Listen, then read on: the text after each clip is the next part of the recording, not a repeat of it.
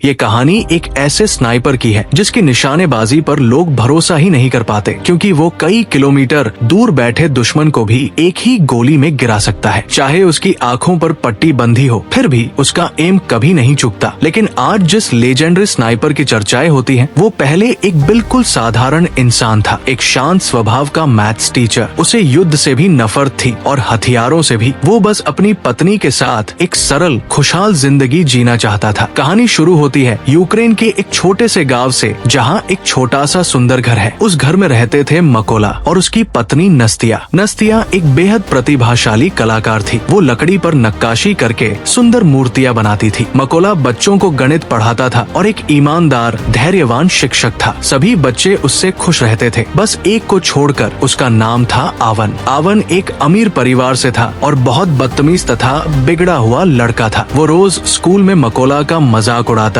उसकी गरीबी पर ताना मारता, उसके कपड़ों को लेकर उसे नीचा दिखाता। उसका साफ इरादा था कि किसी दिन मकोला गुस्से में उसे छू भी ले तो वो उसकी शिकायत करवा कर उसे स्कूल से निकलवा देगा। लेकिन मकोला इतने शांत स्वभाव का था कि वो उसकी बातों को गंभीरता से लेता ही नहीं था। मकोला के घर में टीवी, रेडियो या कोई बड़ा इलेक्ट्रॉनिक उपकरण नहीं था। इस वजह से उसे दुनिया में क्या चल रहा है इसकी खबर बहुत कम रहती थी। एक दिन जब वो स्कूल में था, स्टाफ रूम में टीवी पर अचानक एक बड़ी खबर चल रही थी। रूस ने यूक्रेन पर हमला कर दिया है, कई सैनिक मारे गए हैं और रूस कई इलाकों पर कब्जा कर रहा है। उस शाम जब मकोला घर पहुंचा, नस्तिया ने उसे एक खुशखबरी दी। वो गर्भवती थी। मकोला बेहद खुश हुआ, उसकी आंखों में आंसू आ गए। दोनों ने मिलकर इस खुशी को मनाया, सपने देखे, हंसे और एक बेहतर भविष्य की कल्पना की। अगली सुबह मकोला साइकिल लेकर स्कूल के लिए निकला। रास्ते में उसने दो सैनिकों को देखा। उनकी वर्दी यूक्रेनी सैनिकों जैसी नहीं थी। उसे अजीब लगा, पर उसने सोचा शायद यूनिफॉर्म बदल गई होगी। वो ज्यादा ध्यान न देते हुए स्कूल पहुंच गया। लेकिन स्कूल में अंदर आते ही उसने देखा कि पूरा स्कूल खाली पड़ा है, न एक भी बच्चा, न कोई आवाज। तभी किसी कमरे से टीवी की आवाज आई। रूसी सैनिक अब यूक्रेन के अंदर दाखिल हो चुके हैं और कई जगहों पर कब्जा कर रहे हैं। ये सुनकर मकोला को झटका लगा। अब उसे समझ आया कि सुबह जिन सैनिकों को उसने देखा था वे असल में रूस के थे। उसका दिल तेजी से धड़कने लगा। नस्तिया घर पर अकेली थी। वो बिना एक पल गवाए साइकिल मोड़कर पूरी ताकत से घर की ओर भागा। लेकिन अब बहुत देर हो चुकी थी। घर पहुंचते ही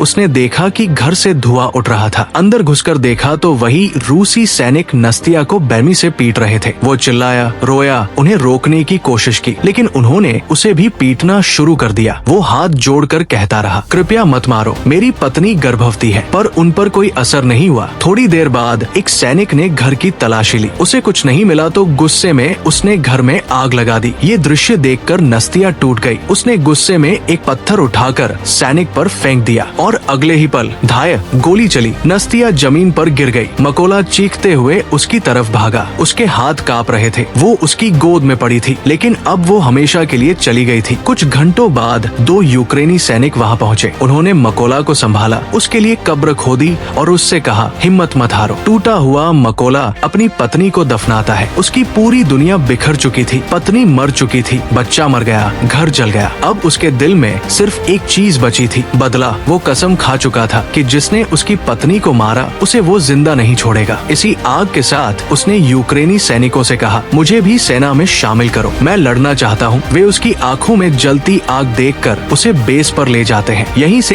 एक शांत शिक्षक का सफर एक खतरनाक स्नाइपर बनने की ओर बढ़ने लगता है। बेस कैंप पहुंचकर मकोला सबसे पहले अपने जले हुए घर से बची हुई सिर्फ एक ही चीज उठाता है, वो छोटी सी लकड़ी की मूर्ति जिसे नस्तिया ने उसके लिए बनाया था। वो उसे अपनी जेब में रख लेता है, जैसे अपनी टूटी हुई जिंदगी का आखिरी सहारा हो। जब सैनिक उसे बेस पर लेकर गए तो वहाँ के सीनियर ऑफिसर ने उसे देखकर गुस्से में कहा कि एक आम आदमी को यहाँ क्यों लाए हो, क्या पता ये जासूस हो। लेकिन उन दो सैनिकों ने पूरी घटना बताई, कैसे रूसी सैनिकों ने मकोला की पत्नी को मार दिया, घर जला दिया और उसका अजन्मा बच्चा भी छीन लिया। मकोला ने टूटती आवाज में कहा कि उसके पास अब खोने के लिए कुछ नहीं है और वो सिर्फ अपने देश के लिए लड़ना चाहता है। ये सुनकर ऑफिसर का दिल पिघल गया और उसने मकोला को यूक्रेनी सेना में भर्ती कर लिया। अगले दिन से उसकी ट्रेनिंग शुरू हुई। वो पहले कभी हथियारों के करीब ही नहीं गया था, इसलिए ट्रेनिंग उसके लिए बेहद कठिन थी। जब बाकी सैनिक पलक झपकते ही अपनी राइफल खोलकर दोबारा जोड़ लेते, मकोला सबसे पीछे रह जाता। सीनियर को लगता था कि ये आदमी कभी सोल्जर नहीं बन पाएगा, लेकिन मकोला हार मानने वाला नहीं था। जब सब सैनिक रात को सो जाते,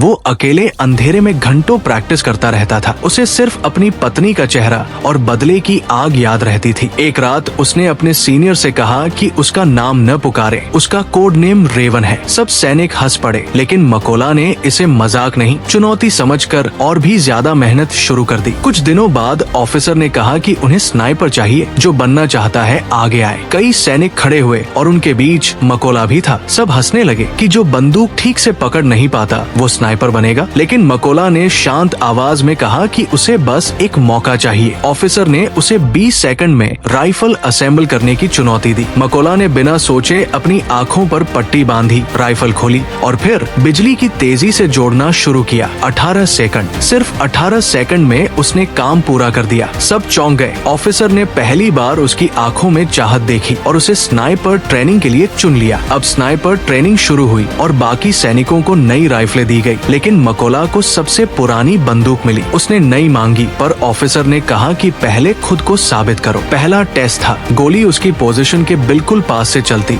और जो डर कर हिलता वो बाहर। जब मकोला की बारी आई, गोली उसके कान के पास से निकली, धूल उड़ी, लेकिन वो जरा भी नहीं हिला। उसकी नजर लक्ष्य पर टिकी रही। उसने परीक्षा पास कर ली। अगले टेस्ट में सिर्फ एक बार टारगेट दिखाते थे, फिर आंखों पर पट्टी बांधकर उसी डायरेक्शन में गोली चलानी होती थी। मकोला ने कोशिश की, लेकिन उसकी पुरानी बंदूक ने निशाना बिगाड़ दिया और वो टेस्ट फेल हो गया। सबको पता था कि अगर उसे नई बंदूक मिलती तो वो ये टेस्ट भी पास कर लेता। अब स्नाइपर ट्रेनिंग का सबसे कठिन टेस्ट आया। रात का अंधेरा, फ्लेयर की थोड़ी सी रोशनी और उसी रोशनी में निशाना लगाना। बाकी सारे स्नाइपर फेल हो गए, लेकिन मकोला ने फ्लेयर की रोशनी से दूरी, समय और कोण का अंदाजा लगाया। पूरा गणित दिमाग में दौड़ा और रोशनी कम होने से ठीक पहले उसने ट्रिगर दबाया। गोली सीधा टारगेट पर लगी। ये देखकर सब स्टन रह गए, क्योंकि अब तक कोई भी ये टेस्ट पूरा नहीं कर पाया था। ऑफिसर उसके पास आया और उसके कंधे पर हाथ रखकर बोला, आज से तुम रेवन हो। और उसी पल एक टूटा हुआ आदमी नहीं, बल्कि एक घातक स्नाइपर जन्म ले चुका था। रेवन अब पूरी तरह एक ट्रेन्ड स्नाइपर बन चुका था। जल्द ही उसे उसका पहला असली मिशन मिला, जहाँ कुछ रूसी सैनिकों ने एक चेक पॉइंट पर कब्जा कर लिया था। रेवन अपनी टीम के साथ वहाँ पहुँचा और सबने अपनी अपनी पोजीशंस ले ली। जैसे ही वे रूसी सैनिकों पर गोली चलाने वाले थे, तभी दूर से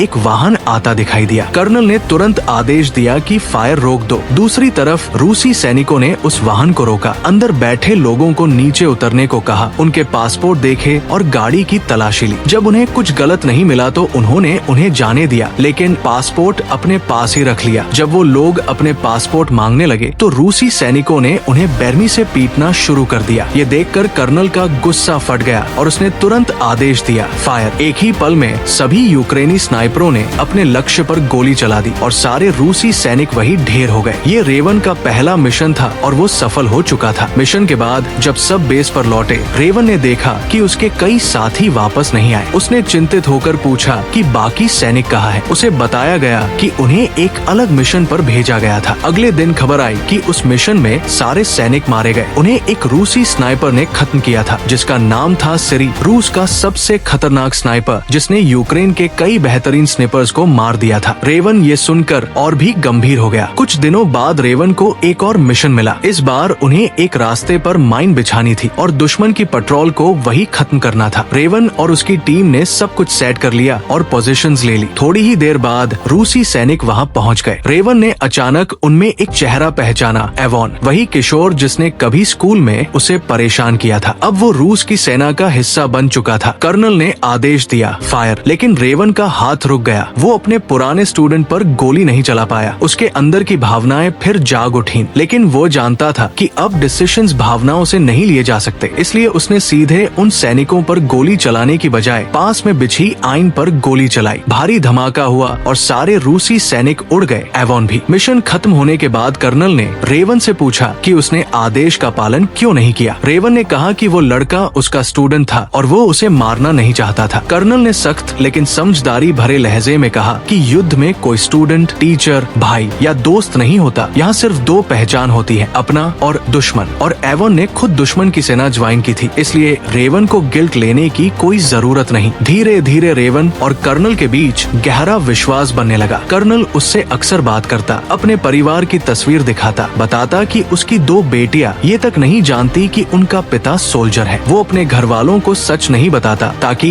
वे डर में न जिए। रेवन भी धीरे धीरे अपने दिल का दर्द उसके साथ साझा करने लगा। कैसे उसकी पत्नी को रशियंस ने मार दिया, कैसे उसका घर जला दिया गया और कैसे उसका बच्चा दुनिया में आने से पहले ही मर गया। कर्नल ने उसे ढांढस बंधाया और कहा कि वो अकेला नहीं है। अगले ही दिन उन्हें एक और महत्वपूर्ण मिशन मिला, जहां बताया गया कि रूसी सैनिकों का एक बड़ा दल वहां से गुजरेगा। रेवन और कर्नल अपनी स्नाइपर पोजीशंस पर बैठ गए। जल्द ही उन्हें दुश्मन दिखाई देने लगे। रेवन की नजर अचानक एक चेहरा देखकर रुक गई। वही रूसी सैनिक जिसने उसकी पत्नी को गोली मारी थी, वो अब सीधे रेवन के निशाने में था। रेवन का खून खौलने लगा। उसने कर्नल से पूछा, सर अनुमति दे, मैं गोली मार दूं। कर्नल ने तुरंत मना कर दिया, अभी नहीं। रेवन ने फिर पूछा, सर कृपया। कर्नल ने फिर मना किया, लेकिन इस बार रेवन अपनी भावनाओं को रोक नहीं पाया और उसने आदेश की अवहेलना करते हुए गोली चला दी। गोली सीधा उस सैनिक के सिर में लगी और वो वहीं मर गया। लेकिन इस एक गोली ने सब कुछ बदल दिया। दुश्मनों को पता चल गया कि स्नाइपर कहाँ छिपे हैं। इससे भी बुरी बात, यही आसपास रूस का सबसे खतरनाक स्नाइपर सिरी भी मौजूद था और अब उसे उनकी लोकेशन पता चल चुकी थी। कर्नल ने तुरंत दूरबीन से सिरी को ढूंढने की कोशिश शुरू की, लेकिन इससे पहले कि वो उसे ढूंढ पाते, एक गोली चलती है। सिरी की गोली सीधे कर्नल के सिर में। कर्नल वही गिरकर मर जाता है। रेवन ये देखकर हिल जाता है। उसे एहसास होता है कि उसकी एक गलती ने उसके लीडर की जान ले ली। उधर रूस की सेना उनकी पोजीशन पर भारी फायरिंग शुरू कर देती है। मशीन गन्स, मोटर्स, यानी पूरा हमला। रेवन किसी तरह कर्नल का शरीर खींचकर वहां से पीछे हटता है और भारी मुश्किल से बेस पहुंचता है। वो खुद को इस मौत का जिम्मेदार मानता है और अपने मन में कसम खाता है, सिरी अब तुम्हें मैं जिंदा नहीं छोड़ूंगा। कर्नल की मौत के बाद रेवन का दिल पूरी तरह टूट चुका था, लेकिन उसके अंदर बदले की आग और भी तेज जलने लगी थी। उसे पता था कि जब तक वो सिरी को खत्म नहीं करेगा, उसके कर्नल की आत्मा चैन नहीं पाएगी। कुछ ही दिनों बाद सेना को खबर मिली कि 2 रूसी स्नाइपर एक लोकेशन पर सक्रिय है। रेवन को फौरन भेजा गया। वो चुपचाप पहुंचा, अपनी पोजीशन बनाई और जैसे ही पहला स्नाइपर दिखाई दिया, उसने एक ही गोली में उसे खत्म कर दिया। तभी दूसरे स्नाइपर ने रेवन पर गोली चला दी, जो उसकी बाह में लग गई। दर्द बहुत था, लेकिन रेवन पीछे हटने वाला नहीं था। उसने जगह बदलकर दोबारा एम लिया और दूसरे स्नाइपर को भी मार गिराया। रेवन बुरी तरह घायल हो चुका था। वो एक गुप्त स्थान पर छिपकर अपना खून रोकने की कोशिश करता रहा, ताकि वापसी तक जिंदा रह सके। कुछ घंटों बाद उसे आर्मी मेजर का कॉल आता है। मेजर उसे बताते हैं कि उन्होंने उस स्नाइपर को पहचान लिया है जिसने कर्नल को मारा था। वो सिरी ही था। रेवन तुरंत बेस पर लौटता है, जहां एक मीटिंग बुलाई जाती है। मेजर सभी सैनिकों को बताता है कि सिरी रूस का सबसे घातक स्नाइपर है। उसने यूक्रेन के कई बेहतरीन स्नाइपर्स को मारा है। उसका निशाना कभी नहीं चूकता और वो अपनी पोजीशन बहुत कम बदलता है। वो अपनी हर हत्या की फुटेज भी सोशल मीडिया पर डालता है, ताकि यूक्रेनी सैनिकों का मनोबल टूट जाए। ये सुनकर रेवन के अंदर बदले की आग और भी भड़क उठती है। सिरी को खत्म करने के लिए एक खास योजना बनाई जाती है। 2 टीमें उसके ठिकाने को सामने और पीछे से घेरेंगी। सामने वाली टीम रशियंस का ध्यान अपनी तरफ खींचेगी, पीछे वाली टीम उन्हें दबाए रखेगी। इसी अफरातफरी में रेवन बिल्डिंग में चुपचाप घुसकर सिरी को खत्म करेगा। रात होते ही ऑपरेशन शुरू होता है। सारे स्नाइपर अपनी पोजीशंस ले लेते हैं और रेवन अकेले उस बिल्डिंग में घुसता है जहां सिरी छिपा हुआ है। रेवन को अंदर 2 रूसी सैनिक दिखाई देते हैं जो बात कर रहे थे। रेवन बिल्कुल चुपचाप उनके करीब जाता है और दोनों को बिना